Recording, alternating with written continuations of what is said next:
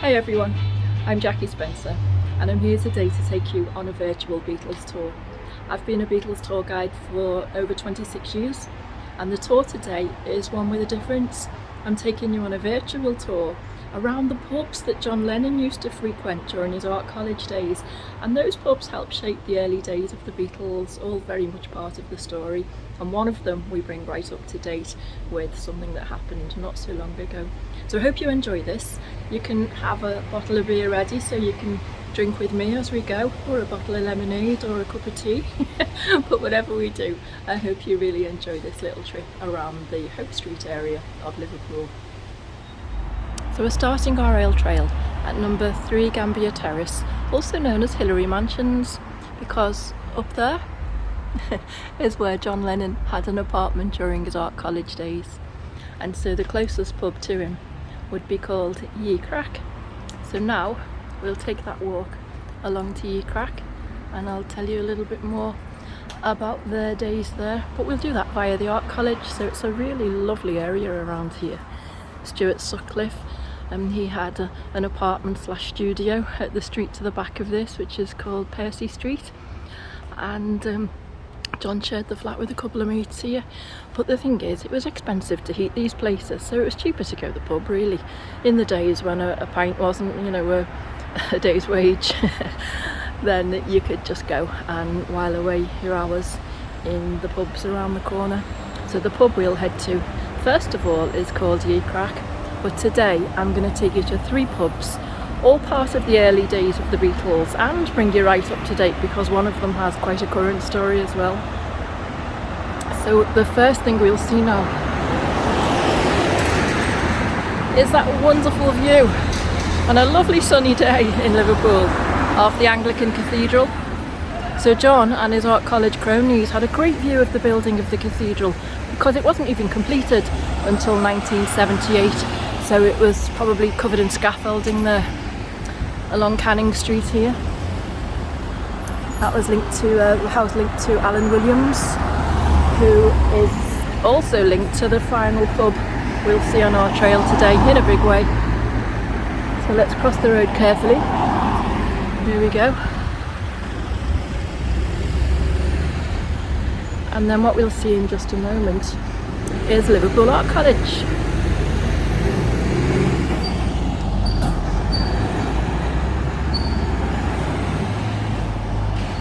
And that's it. The Liverpool Art College, still a going concern, but not here because the Art College now is part of the Liverpool Institute for Performing Art, which is known to a lot of people as Paul McCartney's famous school.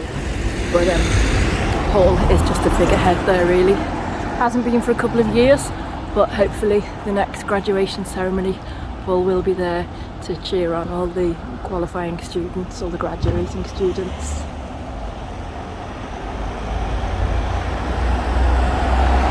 So this is known as the Georgian Quarter of Liverpool. Very similar to London in many ways, and so the Georgian era, pre-Queen Victoria, a lot of these buildings came around that time.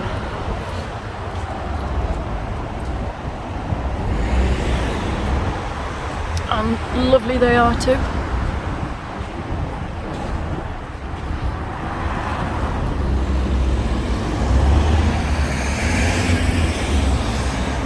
So that would be the entrance to the art college.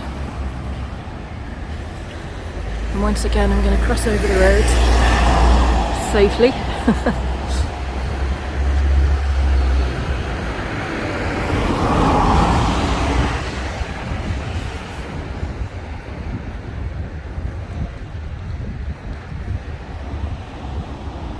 And when we get to the corner of Mount Street, you'll see just how close Liverpool Art College was to Liverpool Institute. So in the summer of 1957, John met Paul. That's another story, another tour. And he ended up coming to art college here that following autumn. And of course ended up right next door to Paul McCartney and Paul's little mate, George Harrison. So right there are the two buildings next to each other. You get an idea of the view here. Blocked by buildings now, but the River Mersey is right down at the far end of Mount Street. Another couple of great pubs there we won't get the chance to visit today, but there's a good one called the Grapes, not the same grapes as the one in Matthew Street, and the Pilgrim as well. So just across the way there is Blackburn House, and that was the girls' school. And then what I'd like to show you, as well as that great view of the Catholic Cathedral at the end of the street, is this pile of luggage. So this is a great sculpture called A Case History, and every piece of luggage belonged to somebody special to Liverpool. So if you took the time to research them, I'll go into great detail another day or when you come and take a tour with me. But that parcel there was John and Yoko's, one that they sent acorns tied in a sack around the world to world leaders like Golda Meir and Pierre Trudeau, were the only two who took them seriously. And then the Hofner violin bassist of Paul McCartney, not Stuart Sutcliffe as the label says, and then down at the bottom, that one's for George Harrison. So there you have the Art College and the Institute, and then down at the end of the road there, that would take us to Gambier Terrace. But what I'm going to do is take you just around the corner to Rice Street and a fantastic little pub called Ye Crack. Now these early days it was John going to the pub, it wasn't so much the other two, because they were young, they were 14 and 15, where John's 17 just going on 18, and so John would be able to drink legally by the time he was 18. The other two were just kids.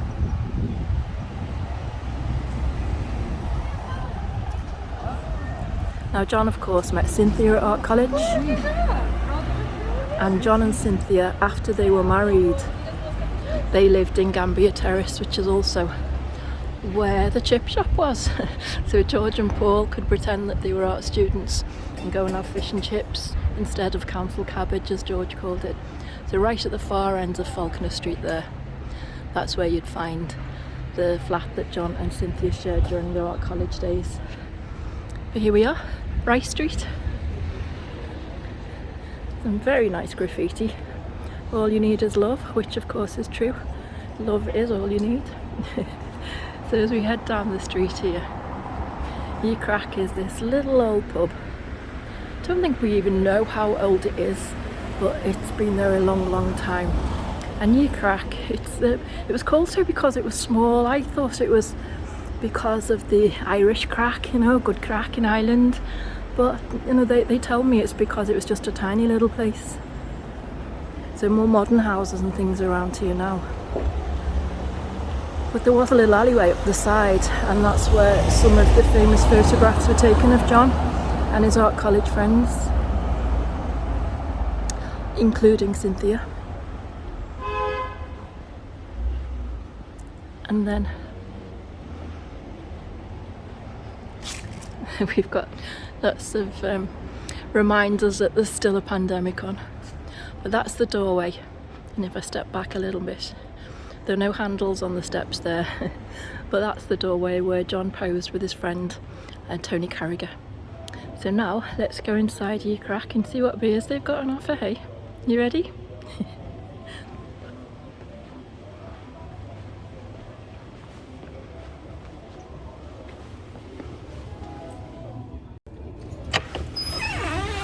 So here we go.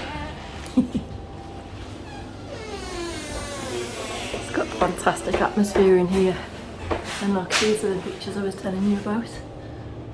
John and his fellow students, and then John and Cynthia sat outside. Still all the real old fixtures and fittings, the old beer pipes, a painting by Stuart, and there's the lads with Pete. So I think this part was actually added on,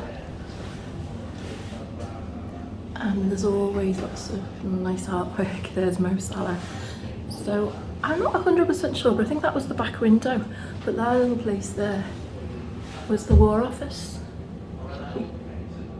And that's where I'm going to sit and drink the beer I'll pick up now. So you ready?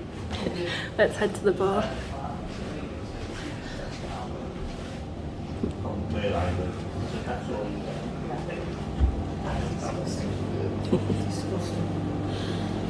Hello. Hello. Hiya. What can I get you? Oh, it's back on. Can I have a half a wobbly bob, please? Yeah. Ta.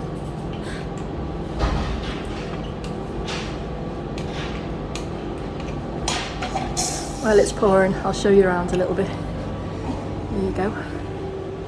This is the lovely bright room. And there's me in the mirror, the dissenters. There's a really nice beer garden out in the back as well.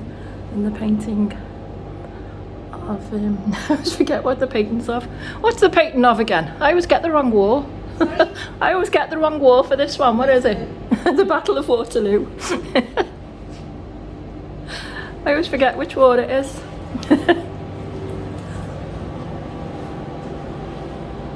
look at all the beers you can have.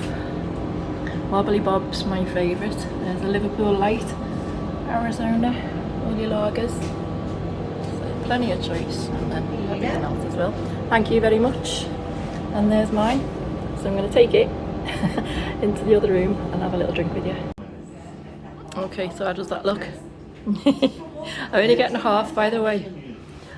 Let's sit down. I'm only doing a half. In the UK, there I am. In the UK, they kind of automatically give you a pint. War Office. They automatically give you a pint, but for us ladies, well, most of the time, just a half will do. So I'm going to turn this round. So yeah, this is the War Office, and this is where John and his cronies used to sit. It's a little tiny, we call them a snog actually. It's a little tiny snog, part of the pub, and they could sit here and they could discuss whatever they wanted to. But one of the things was the teacher, Arthur Ballard, used to say, next lesson's in the war room, lads, and the war room would be the pub. So they'd come here and they'd hug a couple of pints and talk about, I suppose, first of all, about what they're meant to be talking about in school, but then just go on to whatever teenage lads do. Cynthia would sometimes be here. Also, there was Rod Murray, there was Bill Harry, and there was Stuart Sutcliffe, and these were known as the Dissenters, the band who never played a note. So in a moment I'll show you some of the signs around the crack that mention the Dissenters and list them. So other friends of John's who come here were Tony Carragher, who's in the picture at the front, and then Jonathan Haigh. So in the museum, the Beatles Museum on Matthew Street, you'll see a painting that Jonathan Haigh did, a copy of one that he gave to John, and then he redid it again, and now it hangs proudly in the Liverpool Beatles Museum. So I'm going to enjoy this pint, half, and you enjoy yours as well. Cheers.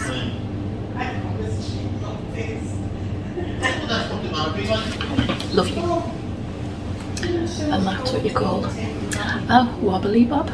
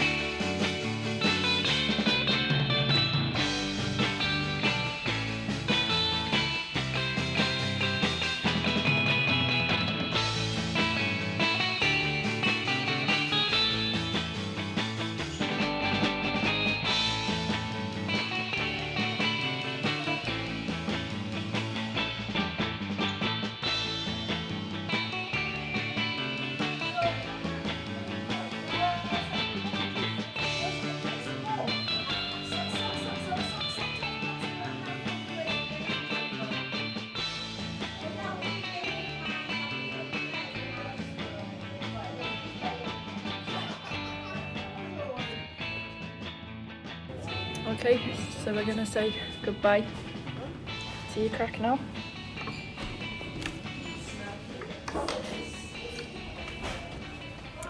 Out in the bright sunshine. Whoa, that's strong. After me, wobbly bob. And we'll head back up to Hope Street. And I'm going to walk you along to the Philharmonic now. So the Philharmonic has a couple of lovely stories. One of them is that it's where John used to hang out, as well as Ye Crack, of course, and several other places. But that's where he was asked by a reporter, what's the price of fame? And he said, easy, I can't have a drink in the Phil anymore. So he'd go to the Philharmonic, again with his art college friends, and enjoy a drink there, and a game of snooker, apparently, because they had a snooker table. So it's always been all about John.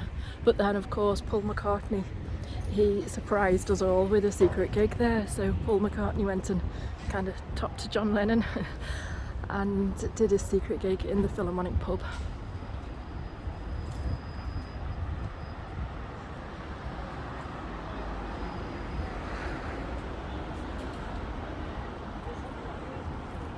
So this was also an art college building, a Hanneman building, I believe.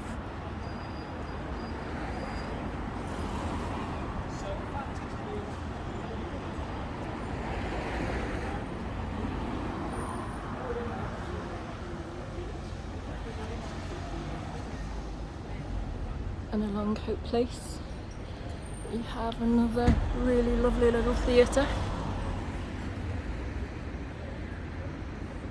That one's the Unity. Such beautiful architecture around here. And then this is the Hope Street Hotel coming up. It's one of the better hotels in Liverpool.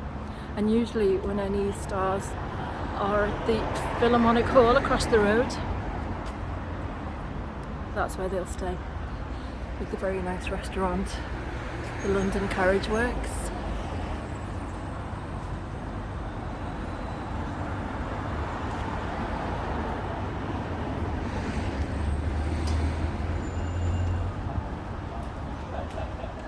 So across the way there you have the Philharmonic Hall.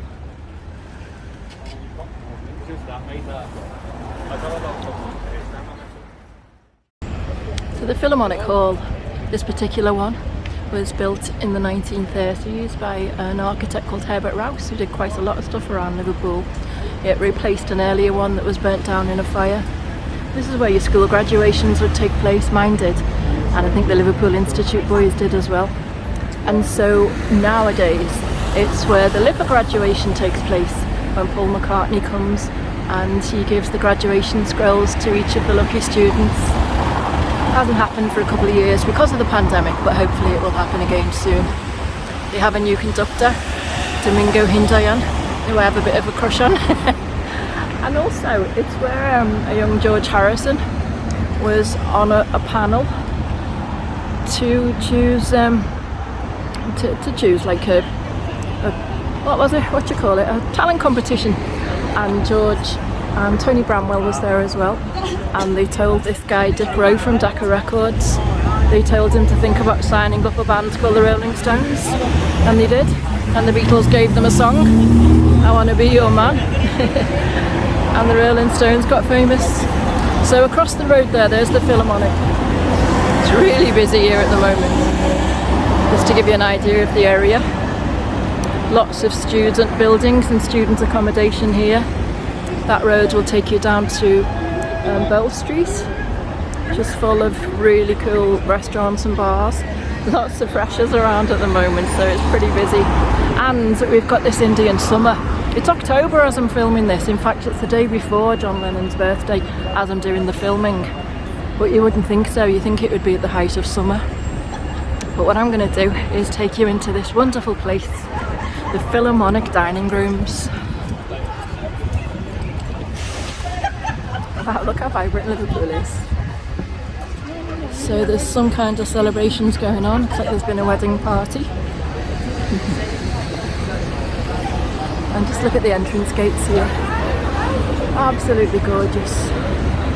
So it has one of these blue plaques designed by contemporary architect Walter Thomas, and it was built 1898 and opened in 1900.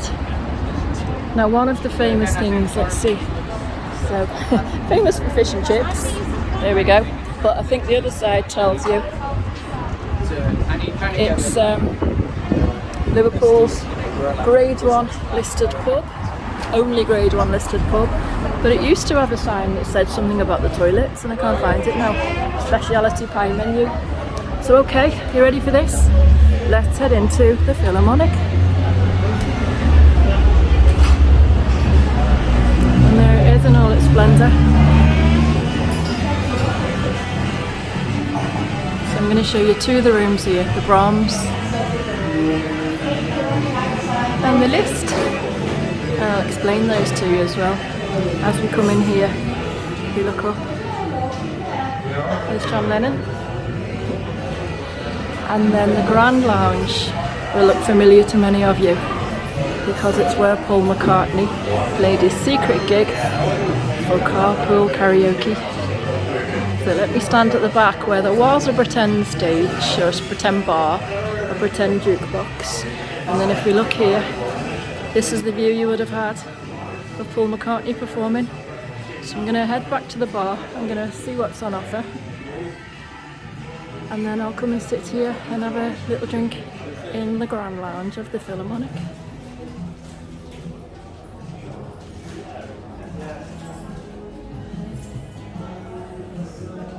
Let's see what's on. The important thing is to study your beers. I don't know anything about them, so just go with the one with the funny name. So there you've got, there's all the pale ales. Camden's are always good. Which one shall I go for? Quite like a Wainwright, a Bombardier. Let's see. And then more Cornish pale ale. Black Sheep's always good. And Nicholson's. What shall I choose?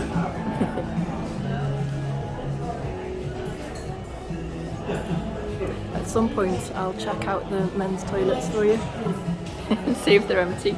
Take a quick film. Am I alright filming? So upstairs are the dining rooms.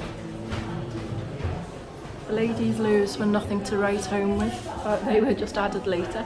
Look at all the beautiful ornate tiles and things there. So there's several rooms. There's the exit again.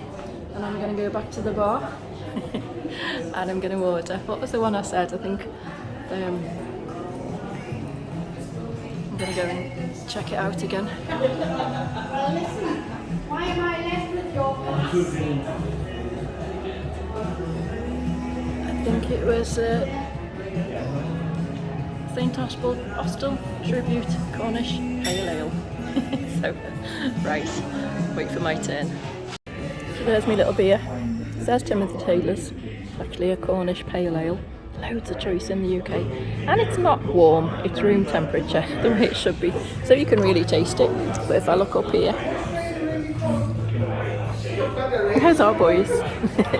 And if you do look at Paul McCartney in the video, you can see right behind him these particular curtains and the windows. So for example, you can see those little decorations in the window just behind him. There's my little lonely beer. And that's the stage where Paul McCartney performed.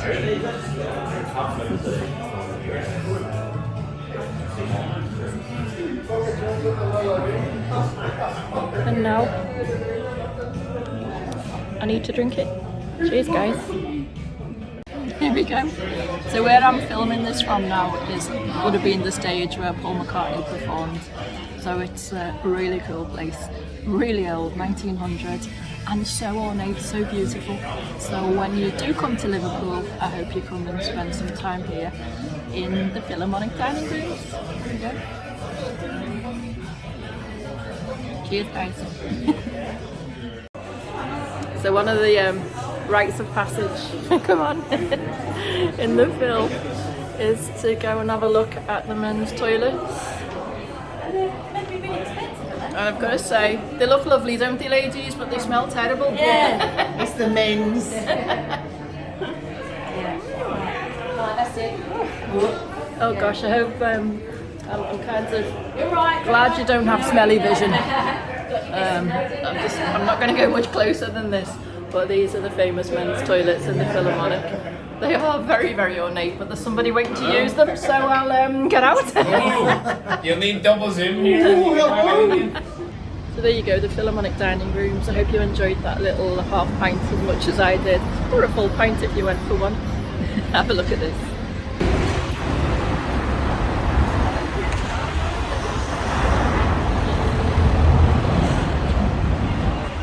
Really quite lovely.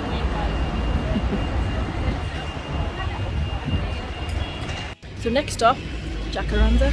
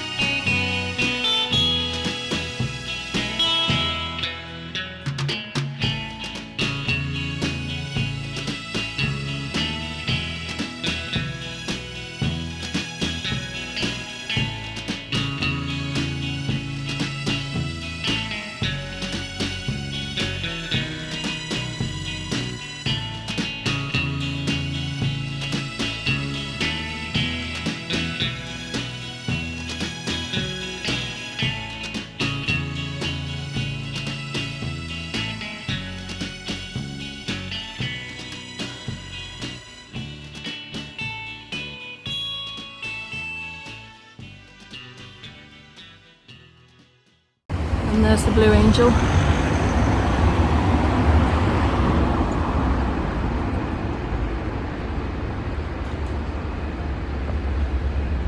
Blue Angel was owned by Alan Williams, the Beatles' first manager.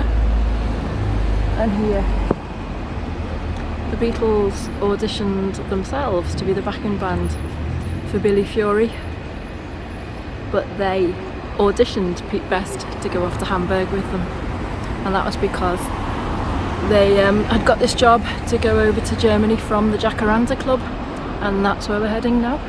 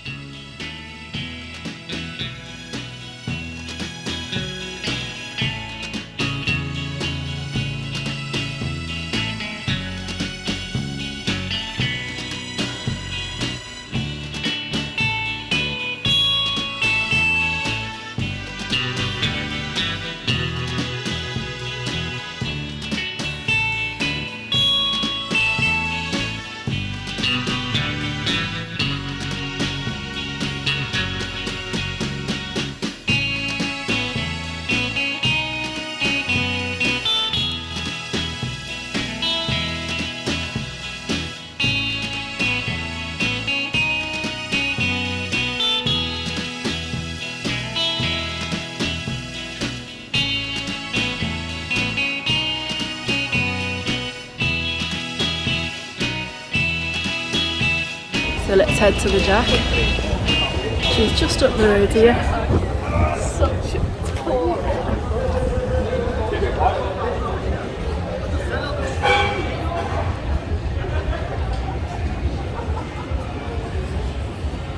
And there we have it, the Jacaranda. The bar once owned by Alan Williams, the Beatles' first manager, and I'll nip inside and tell you more about it. Now it's a lot bigger than it used to be. Still a nice selection of beers, but you didn't get beer back in those days. It only served coffee and Coca-Cola, so the bands who played here couldn't come to this side because that was the sweet shop next door. But the bands who played here would only get coffee and Coke and plates of beans and things. When I say the bands who played here, it wasn't, that was later on. So you've got some great images of the boys here. Some of these belong to me. That particular one with Sam Leach, if you look very closely, it says, "Regards to Jackie," Sam Leach, but that's mine. And then some of the Astrid prints, because Astrid has spent some time here. So what I'm going to do is take you up the stairs. I'm going to come down and get a drink from the wonderful guys at the bar here. And then we'll go downstairs into the basement and I'll tell you more about what happened down there. Okay, so gentlemen's toilets. I believe they were the ladies at one point. The ladies are now upstairs, so let's head up these stairs.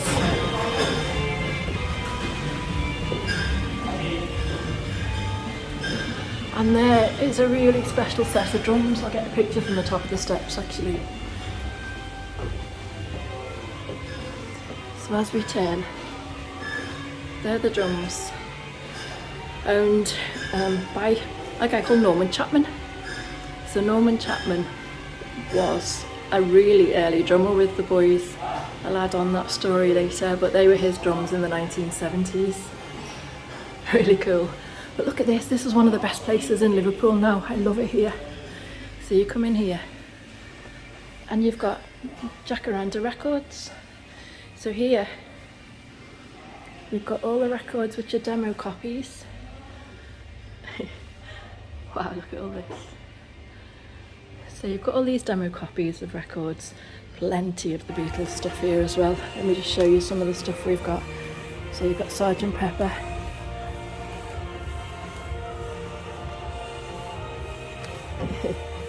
So the thing is, these are demo copies because you can pick them up and then you can sit at a booth and you can play them as you have a drink. So this is one of the coolest places in Liverpool. Or a coffee bar, taking it back to the way it used to be back in the day. So they also sell records. It's a second-hand record shop. I'm just doing a little film if you don't mind, I got permission. But you've got all of the turntables here, which I love. And then the voiceograph. Sadly, they didn't get this working, but it would be, if they did, it would be the only recording voiceograph that actually worked in the UK, but it's still not working as far as I know. Is it working yet? Which, this thing? I'm not too sure. It is, but... Oh, is it? Yeah, was it working? It's never been working so far. Graham just needs the keys and... Yeah. Oh really? I'll used to come in, open it up and stuff like that. So you could, I don't think it costs 50 cents anymore, but you could make a recording, wear it, play it, mail it, hear it, not wear it. And yeah. So this is one of the coolest places in Liverpool really. And I love the logo, Jacaranda Records. And the cool bar staff who I'm trying to keep out the video in case he doesn't want me in it. Oh, and look, lots of really great drinks. So now I'm going to take you back downstairs, I'm going to get myself a drink and I'm going to take you into the basement, okay? Okay, so now I'm going to take you down the several lots of steps. There's Norman's drums again. We're going to head down and I'm going to order another drink at the bar. And then we're going to sit in the basement and I'll tell you the story of the Jacaranda basement.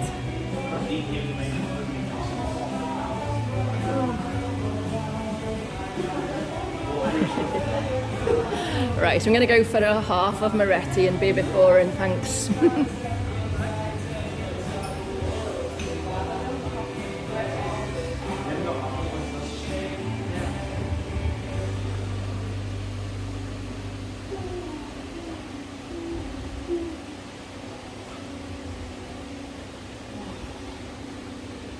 I should have got a cocktail. Do you still do the fancy ones? We do. We've got a menu. If you'd like to see them. I'd love to see the menu, just so I can show it online.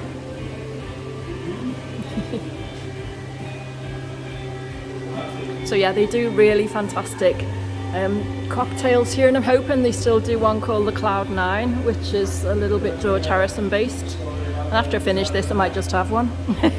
Right, so look, I'm just going to show you all the cocktail menu. You ready? Thank you very much.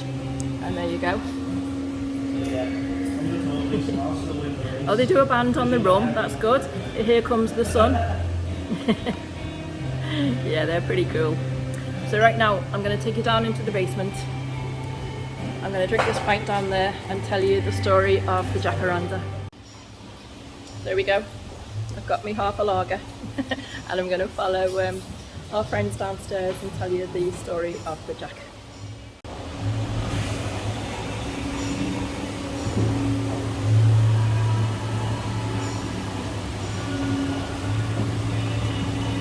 So the images you see now, this particular one is the original image, the way they found them, of the spooky faces, and then the rest of them have been restored over the years, so I'll tell you some more about that. Thank you very much.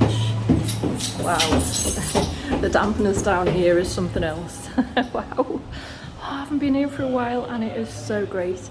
So look, let me first of all tell you about this part of the jack, because this part didn't exist back then. This was the building next door. So everything you see of the jacaranda was just in front of you here.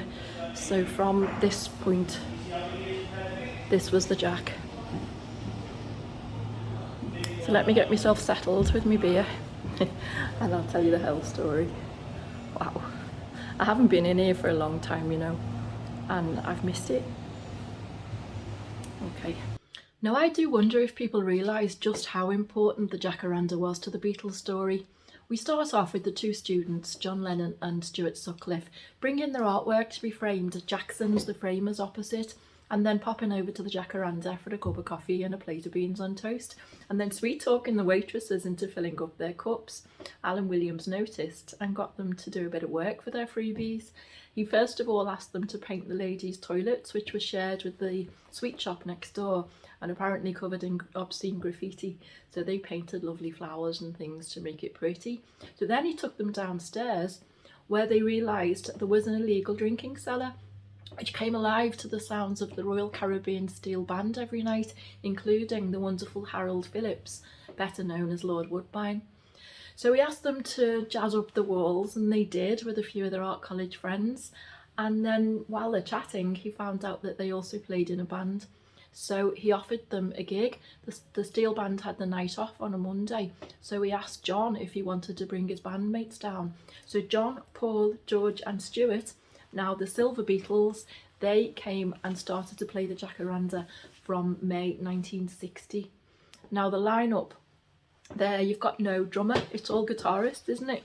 But one day they heard drum beat coming from a shop opposite, so they knocked on the door of the National the cash register store, and asked the guy who answered if that was him on the drums. It turned out it was. His name was Norman, and he came and joined the band. So Norman Chapman, the drums we've seen already upstairs, he started to play a couple of times down in the jack before he got a very nice letter from Her Majesty's Army and he ended up having to do his national service. He was one of the real unlucky fifth Beatles. He ended up going to Kuwait with the British Army. And this is important for the Beatles because they had this hanging over their heads all their teenage years, but then they stopped the draft. They didn't have to go in the army. They were a bit younger than Norman. So the oldest Beatles were born after the outbreak of World War II. And apparently that was the cut-off. So they had more freedom than all of the teenagers before them. So anyway, they continue to play as the four-piece with the girlfriends holding the microphones tied to brushes and mops at the top because they didn't have any decent equipment. But then Alan found out there was a big demand for Liverpool bands in Hamburg in Germany, and he decided to send these Silver Beatles. They dropped the silver by now and were just known as the Beatles with an A, but they needed a drummer because the contract said so. And this is when they auditioned a guy called Pete Best, who they knew anyway from the Casbah. in the Blue Angel round the corner. We've seen it already. Pete was auditioned and he set off with them from the Jacaranda in August 1960 to go and play on this notorious Reaper barn with 17-year-old George Harrison, his mum waving goodbye to him with a box of scones, like a biscuit tin full of scones for the journey for 17-year-old George.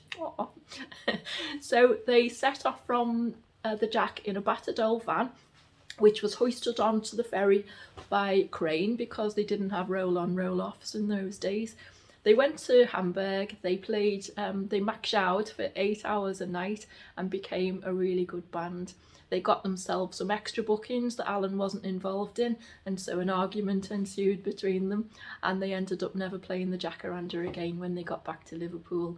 They started to play places like the Casbah and the Litherland Town Hall again, and gradually grew into the band that we eventually know. That's a whole other story.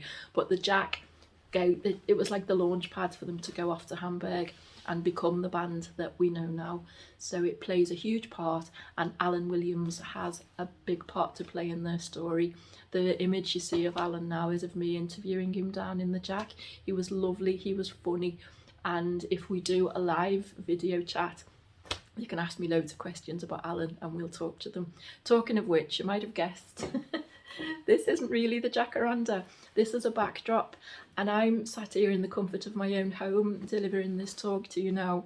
And that's how we could do it if we were to do a live virtual tour. So you can book me for groups of families, groups of friends, for your friends around the world.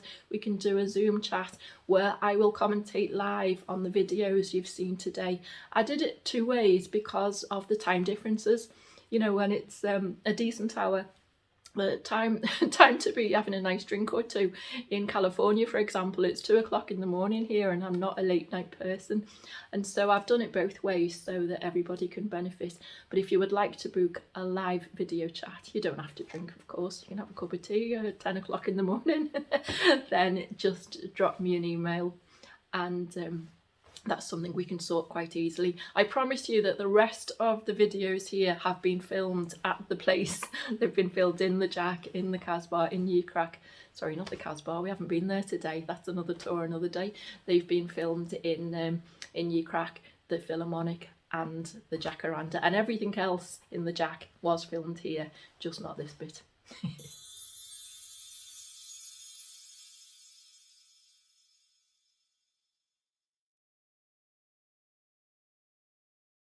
Spooky faces you see here, these are by their friend Rod.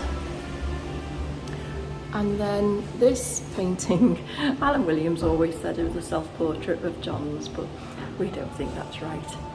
The little miniature of the Stuart Sutcliffe mural was added later, as was the Jacaranda Club sign, but this mural here, retouched many times over the years, that was by Stuart Sutcliffe. It's actually quite rude when you interpret it, but I'm not going to. There wasn't a stage back then, so now you have this really cool stage. But there was no stage back then. They just played on the dirt floor, so this was the kind of basement of the club. And this little bit over here, which we can't really see so well. There's no light in there, but I don't know what you can see. Oh, it's pitch black. Let me see if I can turn the light on for this thing. But the little corner bit is where the little coal cellar, that's where they used to leave all the guitars, tune up, because the acoustics were really good in there. In fact, that's what still happens. So now you've got the bar in this half, but the bar was just you know, a little bit like the cavern, I suppose. The bar was just a makeshift one. This little coal cellar gives you more of an idea of what the other one is like. The light's on here, and then where you see the light coming from the ceiling, that was just a coal hole. So you'd open the coal hole, throw all the coal in from street level. It's a really cool jukebox, and that's what it was, but it later became the dressing room for the Silver Beatles, who changed the name to the Beatles, left from the Jacaranda Club, went to Hamburg, and became a worldwide phenomena. So I really hope you've enjoyed your little ale trail around Liverpool. There we go. 3 halves. But more than anything, I hope that you do come back and you spend some more time in our city here. Cheers, guys.